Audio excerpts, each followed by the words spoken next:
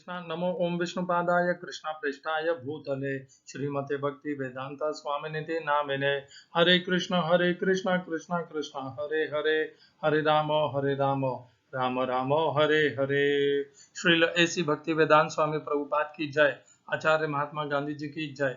भगवद गीता 2020 में आपका स्वागत है। आज की श्लोक संख्या 8वें अध्याय का 20वां श्लोक है। यहाँ से भगवान एक अलग श्रृंखला प्रारंभ करने वाले हैं और पहले हम पुनर्कथन कर लेते हैं इसकी पिछली श्लोक संख्या 8वें अध्याय का 19वां श्लोक।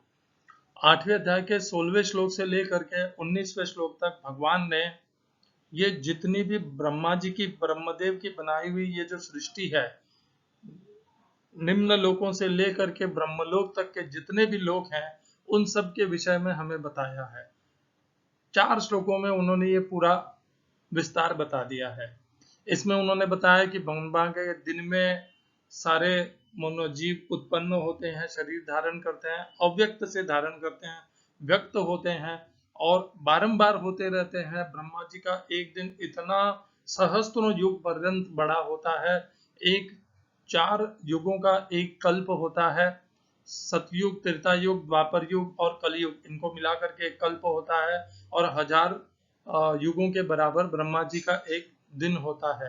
और उतनी ही बड़ी उतनी यात्रा रात्रि होती है ब्रह्मा जी की। रात्रि में सब कुछ अव्यक्त रहता है, व्यक्त होता ही नहीं है। व्यक्त होता है पुनः ब्रह्मा जी के दिवस के प्रारंभ से ही व्यक्त होना प्रारंभ होता है। और ये सब उन्होंने बताया कि मनुष्य जीव प्रकृति के अर्थात ब्रह्मदेव के वश में है। वे बार बार इसीलिए जन्म मृत्यु को प्राप्त होते रहते हैं, अनेकों योनियों को पाते रहते हैं और इससे उन्हें कोई छुटकारा नहीं है। केवल छुटकारा एकमात्र है भगवान श्री कृष्ण की शरण, उनके प्रति सेवा का भाव और उनका परम धाम। तो कल हमने चर्चा की थी भूत ग्रामस्य एवायम भूत्वा भूत्वा प्रलीयते रात्रागमे अवश्य पार्थ प्रभवत्य हरागमे। जितना भी यह भूत समुदाय है, इनका जो समूह है, ये बार बार जन्म लेता है और मृत्यु को विनष्ट होता है, रात्रि के आने से विनष्ट होता है और अपने आप ही स्वभावश ही दिन ब्रह्मा जी के दिवस के प्रारंभ होने से उत्पन्न होता है। आज हम चर्चा करेंगे 8वें अध्याय का 20वां श्लोक। भगवान ने ब्रह्मदेव की द्वारा रचना की हुई इस सृष्टि का समस्त लोगों का वर्णन कर दिया। अब भगवान स्वयं के धाम का वर्णन करेंगे यहाँ से 8वें अध्याय के 20वें श्लोक से। तो भगवान कहते हैं परस तस्मात् तु भावो अन्यो अव्यक्तो अव्यक्तात् सनातनः यस्य सर्वेषु भूतेषु नश्यत्सु न विनश्यति।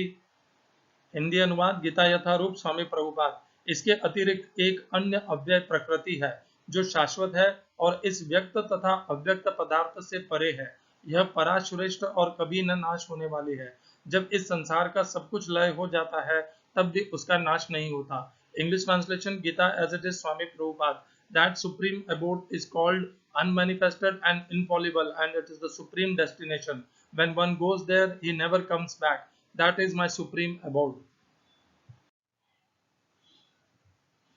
इस श्लोक का तात्पर्य गीता यथारूप तात्पर्य नहीं, इस श्लोक में प्रयोग किए गए संस्कृत शब्दों के अर्थ हैं परह, परम, तस्मात्, उस, टू, लेकिन, भावः, प्रकृति को, उसके स्वभाव को, अन्यः, दूसरी, अव्यक्तो, अव्यक्त, व्यक्तात्, अव्यक्त से जो सनातन है, जो सनातन है, अव्यक्त है, उस अव्यक्त से जो सब कुछ संभव होता है। व्यक्तात्, अव्यक्तात्, अव्यक्त से, सनातन, शाश्वत। दूसरी पंक्ति यह, वह, स, जो, सर्वेषु, समस्त, भूतेषु, जीवों के, नश्यत्सु, विनाश, नाश होने पर, न, नहीं, विनश्यति, नष्ट होता है। इस श्लोक का तात्पर्य गीता यथारूप स्वामी प्रभुपाद द्वारा। कृष्ण की पराशक्ति दिव्य और शाश्वत है। यह उस भौतिक प्रकृति के समस्त परिवर्तनों से परे है जो ब्रह्मा के दिन के समय व्यक्त और रात्रि के समय विनष्ट होती रहती है। कृष्ण की पराशक्ति भौतिक प्रकृति के गुण से सर्वथा विपरीत है। परा तथा अपरा प्रकृति की व्याख्या 7वें अध्याय में हुई है। ओम अज्ञानतिमिरन्धस्य ज्ञानाञ्जनशलाकया चक्षुरुन्मीलितं येन तस्मै श्री गुरुवे नमः। एकं शास्त्रं देवकीपुत्र गीतम् एको देवो देवकीपुत्र एव एको मंत्रस्तस्य नामानि यानि कर्मापेकं तस्य देवस्य सेवा। हरे कृष्णा। परः अर्थात परम, तस्मात् उसका, तू भाव स्वभाव है, अन्य दूसरे का, अव्यक्त जो अव्यक्त है, और उसी से, उस अव्यक्त से ही उस सनातन है सब कुछ। नहीं, उस अव्यक्त वह अव्यक्त सनातन है। यह अव्यक्ता, उस अव्यक्त से ही सब कुछ संभव होता है और वह सनातन है। उसी से सब कुछ नष्ट हो जाता है। ये ब्रह्मा जी की सृष्टि, ब्रह्मदेव के जीवन के अंत में ये ब्रह्मदेव की सृष्टि नष्ट हो जाती है और ब्रह्मदेव की रात्रि में भी ये बारंबार नष्ट होती रहती है। परंतु इन सब से भिन्न जो भगवान है और भगवान का धाम है, वह तो शाश्वत है, नित्य है, अपरिवर्तनशील है, सुखालय है, और उसको प्राप्त होने वाला भी इसी प्रकार नित्य शाश्वत सुखालय सुख का भोग करता है। वहां पर वह शाश्वत है, वह सनातन है। यह है भगवान के और ब्रह्मलोक में भिन्नता।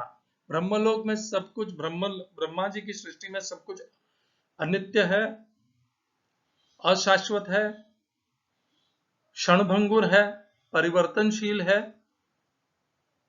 और नष्ट होने वाले हैं। और भगवान की जो सृष्टि है, भगवान का जो धाम है, भगवान जो स्वयं है, वे नित्य है, शाश्वत है, अपरिवर्तनशील है, सुखालय है, और उसको प्राप्त होने के बाद पुनः इस ब्रह्मा जी की सृष्टि को प्राप्त नहीं होता जीव। ये दोनों में महत्वपूर्ण अंतर है, इन दोनों सृष्टियों में। यहां पर जो अव्यक्त शब्द प्रयोग किया गया है भगवान ने इस श्लोक में, यह अव्यक्त भगवान के लिए है। ब्रह्मदेव के लिए भी यह कहा गया था अव्यक्ताद्व्यक्त यत् सर्वाहा। उसमें यह नहीं कहा है कि अव्यक्त जो है वह ब्रह्मदेव है, ऐसा नहीं कहा गया है। यह कहा गया है कि अव्यक्त से व्यक्त होते हैं, वह अव्यक्त भगवान श्री कृष्ण है।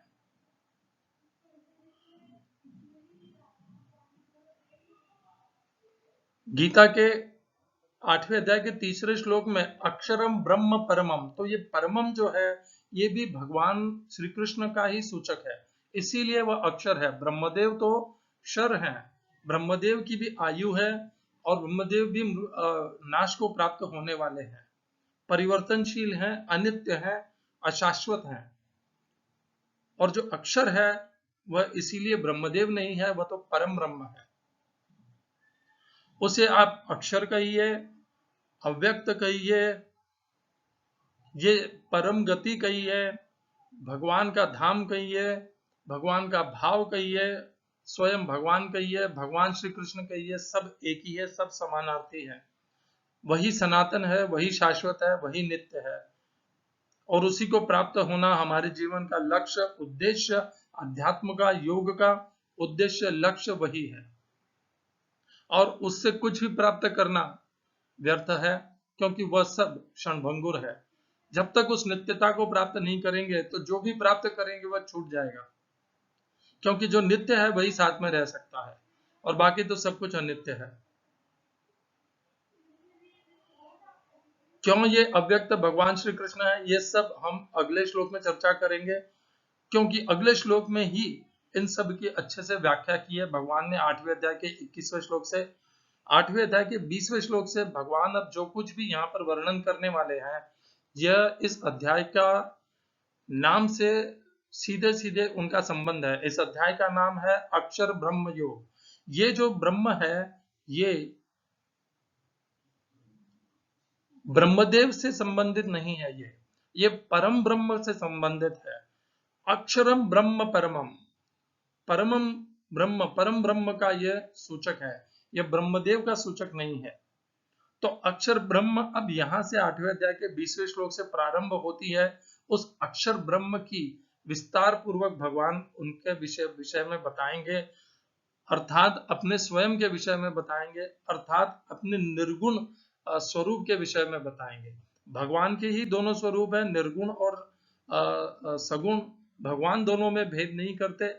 हम मनुष्य, हमारे आचार्य, हमारे गुरु, वो तो भगवान को भी भेद कर देते हैं, भगवान को बनाते हैं निर्गुण को निम्न और सगुण को उच्च, या फिर निर्गुण को उच्च या सगुण को निम्न, इस प्रकार बनाते हैं। जीव अपने मूर्खतावश, अपने अहंकारवश, अपने अज्ञानवश भगवान के निर्गुण और सगुण स्वरूपों में भेद करता है, उनमें प्रतिद्वंद्विता करता है, और उस द्वंद्व को स्वयं तो जीता ही है, और उस द्वंद्व के साथ ही परस्पर विरोध करते रहते हैं। इस विरोध का कोई आवश्यकता नहीं है। भगवान भगवत गीता में अपने निर्गुण और सगुण दोनों रूप का वर्णन भी करते हैं, किसी को भी निम्न और उच्च नहीं बताते, और दोनों को श्रेष्ठ बताते हैं। हाँ, भगवान को शीघ्रता से प्राप्त करने के लिए भगवान स्वयं कहते हैं कि सगुण उपासना हम देहधारियों के लिए अत्यधिक सुलभ है, सरल है, और उससे भगवान को शीघ्रता से प्राप्त किया जा सकता है। अनन्याश्चिन्तयन्तो माम ये जना उपासते तेषां नित्य अभियुक्तानां योगक्षेमं वहाम्यहम्। हरे कृष्णा। श्रील एसी भक्ति वेदांत स्वामी प्रभुपाद की जय। आचार्य महात्मा गांधी जी की जय।